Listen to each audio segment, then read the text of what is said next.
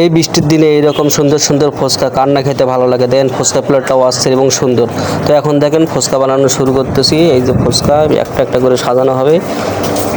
ফুচকা সাজানো শেষ হয়ে গেলে মনে করেন আবার আমি আপনাদেরকে দেখাবো। তো এই ফুচকাটা খাইতে হলেও অবশ্যই আপনাদেরকে গাজীপুরের 27 রোড আপনার মসজিদের আলমদিনা মসজিদের পশ্চিম পাশে আসতে হবে।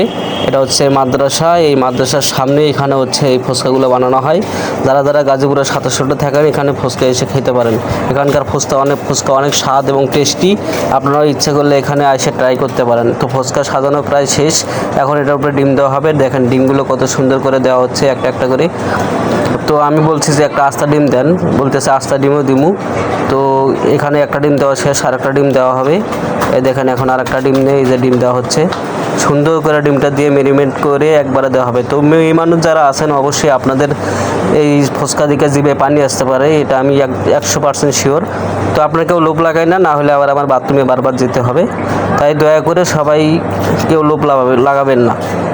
তো ফুচকা প্লেটটা কিন্তু অলরেডি সাজানো শেষ হয়ে গেছে। তো দেখেন এই ফুচকার কালারটা দেখলে জিভে পানি আসে। আপনার বুঝতেই পারতেছেন যে এটা খেতে কত লোভনীয় হতে পারে। এই দেখেন ফুচকার ভিতরে শেষে দেওয়া হলো সালাদ, তারপরে আপনার ডিম, শসা ইত্যাদি।